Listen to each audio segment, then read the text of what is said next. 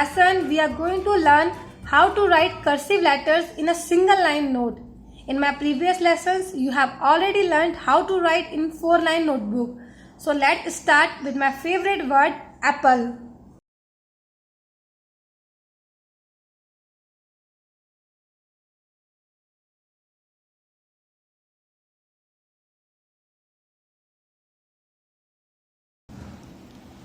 Friends, इसमें देखिए हम पहले भी इन लेटर्स को लिख चुके हैं मेरी 4 लाइन की नोटबुक जो लेसन में आपने देखा था। अब हम सिंगल लाइन की नोट में हम लिखने जा रहे हैं। इसमें आप देखिए फ्रेंड, जो आपको ध्यान रखने वाली बातें हैं वो ये है कि जब भी आप सिंगल लाइन की नोट में आप लिखें, आपके सारे लेटर्स की हाइट सेम होनी चाहिए। ये देखिए, जिस लेटर में ये यहाँ आ रहा है, नेक्स्ट लेटर में इन सब की हाइट सेम है। इस तरीके से नहीं कि आप ये लिख रहे हैं ऐसे, एक छोटा है एक बड़ा है। No, the all letters should be of the same height. 4 line की नोट में क्या होता है, आपको वो लाइन ऑलरेडी बनी हुई रहती है तो आप वो मिस्टेक्स लगभग नहीं करेंगे। लेकिन सिंगल लाइन की नोटबुक में ऐसा नहीं होगा, आपको 4 लाइन्स बनी हुई नहीं मिलेगी, आपको खुद ही वो अपनी लाइन क्रिएट करनी होगी जो प्रैक्टिस से आपको आएगी। ये देखिए, 4 लाइन की में आप इजीली लिख सकते हैं, लेकिन सिंगल लाइन की में वो लिमिट आपको खुद को डिसाइड करनी होगी कि आप उसको इतना आप लिखें।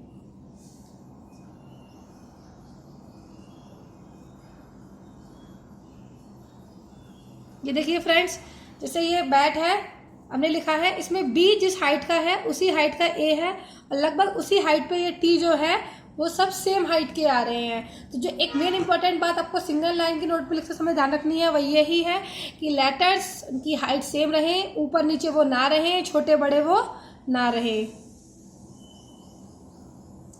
अगर ऐसा आप लिखेंगे तो वो लिखावट बहुत ही सुंदर लगेगी। दूसरी जो इम्पोर्टेंट बात आपको ध्यान रखनी है वो ये है,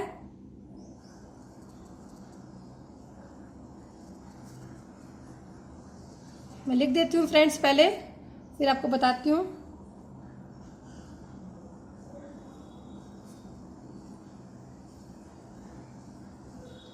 देखिए फ्रेंड्स, ये कुछ ऐसे लेटर्स हैं एफ, जी, जे, पी, क्यू, जेड, वाई, जिनमें नीचे की लाइन भी ग्रैप होती है।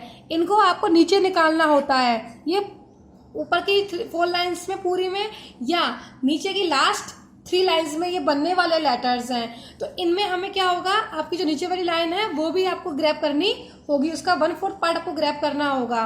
तो उसके लिए जो आपको ध्यान रखनी है वो ये है, इनकी हाइट नॉर्मल रहेगी। नॉर्मल का मतलब ये है कि आप नेक्स्ट लाइन का केवल 1/4 पार्ट ही आप यूज कर सकते हैं। क्यों? क्योंकि आपको सेकेंड लाइन में भी एक वर्ड लिखना होगा जो हो सकता है वो ऊपर तक जाए। जैसे मान लीजिए अभी आपने लिखा फिगर और फास्टली में आप ऐसे लिखते चले गए जो पूरा नीचे तक चला गया। अभी आपको लिखना है मान लीजिए टॉय, तो आप कैसे राइट करेंगे बताइए?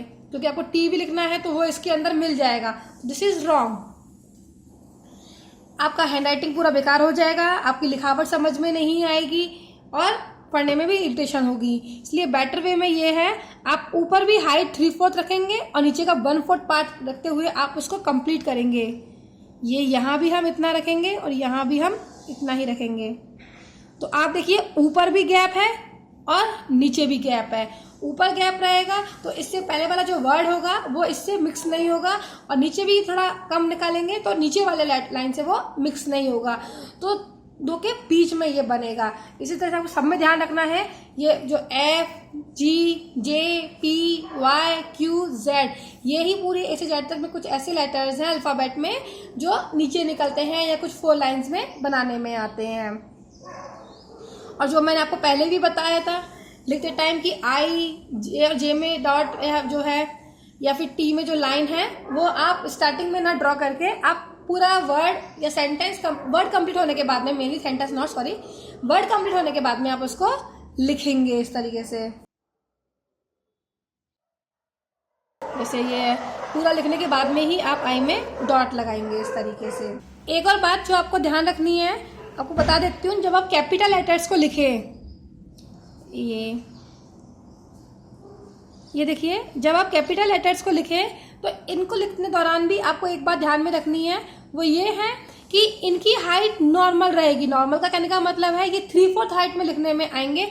इनको कभी भी पूरा 4 लाइन में नहीं लिखे। रीज़न वही सेम है।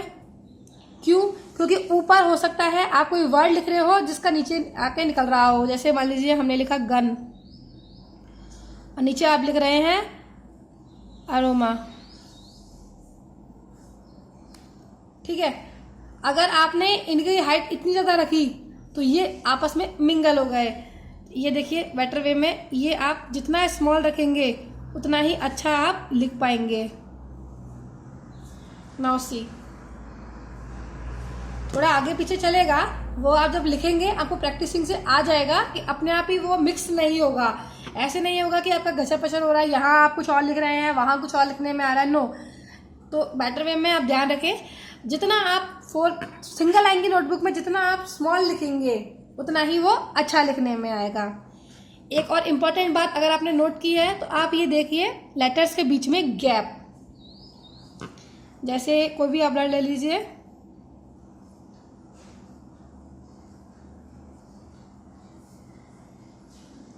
ये हमने राइट किया है ड्रैगन।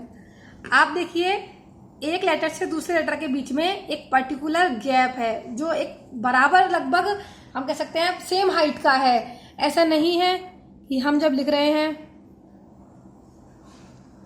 तो उनको चिपका करके ना लिखें, उनके बीच में प्रॉपर एक गैपिंग हो जिससे वो दिखने में भी सुंदर लगे, एकदम मोती जैसे अच्छा लगेंगे वो, और आपका वर्ड भी क्लियरली सबको समझ में आएगा कि आपने उसमें क्या लिखा है। तो गैप प्रॉपर रखें, और गैप रखने के लिए जो इम्पोर्टेंट बात जो आप बताएंगे, उदाहरण रखेंगे, वह यही है कि ये जो हमने बताया था, ये 2 पार्ट निकालने होते हैं आपको, ये these 2 पार्ट्स। तो इनको आपको जितना आप निकालेंगे, अगर आपने ज़्यादा बड़ा किया, इतना निकाला, तो आप ये देखिए सिर्फ इसकी वजह से ही ये इतना बड़ा बड़ा हो जाएगा, तो ये भी अच्छा नहीं लगेगा क्योंकि इनकी हाइट बहुत ज़्यादा हो गई, इनके बीच में गैप जो है वो बहुत ज़्यादा हो गया है। तो ये आपको प्रैक्टिसिंग से आ जाएगा। जितना ज़्यादा आप प्रैक्टिस करेंगे, आप बार बार में जैसे लेटर्स को लिखिए ए, तो इससे क्या होगा, आपको पहली चीज़ तो हाइट सेम आएगी, दूसरी बात इनके बीच में गैप भी बराबर रहना आएगा। आप पहले पेंसिल से, फिर पेन से, जैसे भी आपको सही लगे आप अपने हिसाब से प्रैक्टिस कीजिए। बच्चे जो हैं, छोटे बच्चे जो स्टार्टिंग में हैंडराइटिंग सीख रहे हैं, उनको मैं ये इंस्ट्रक्शन दूंगी कि वो पहले 4 लाइन की नोटबुक में ज़्यादा से ज़्यादा प्रैक्टिस कर लें। पहले वो वर्ड्स को लिखें या लेटर्स को ही आपस में ज्वाइन करें, डिफरेंट लेटर्स को, फिर वो वर्ड्स को, और फिर एक सेंटेंस को पूरे को वो लिखे।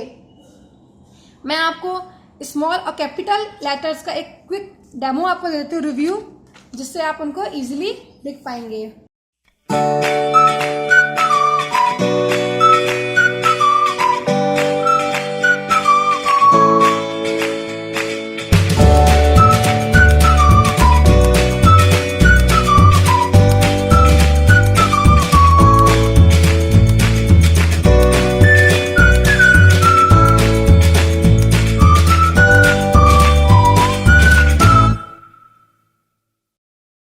फ्रेंड्स, एक पैराग्राफ मैं आपको लिख के दिखाती हूँ कि आपको सिंगल लाइन की नोट में किस तरीके से लिखना है और वो लिखने के बाद में किस तरीके का दिखेगा। मैं बिना लाइन के गैप छोड़े मैं लिख के दिखाऊंगी, देन यू कैन सी।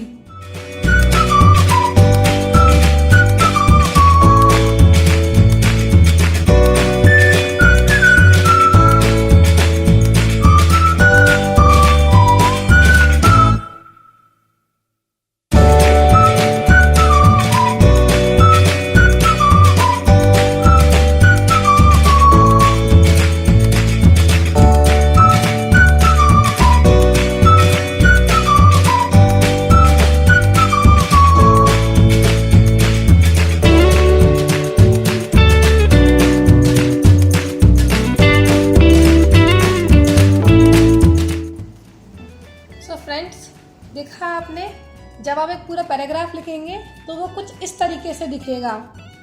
इसमें सारे लेटर्स जो हैं मेनली सेम हाइट के हैं और आप उनको अच्छे से भी अरेंज कर सकते हैं। बस आप प्रैक्टिस कीजिए। पहले आप जैसे वर्ड्स लिखिए, then make a sentence and after that make a paragraph. The more you will write the more you will learn. इसलिए अधिक से अधिक प्रैक्टिस कीजिए so that you can find a good handwriting in the last. I hope friends you like my video. If you liked it, please click the like button and subscribe my channel.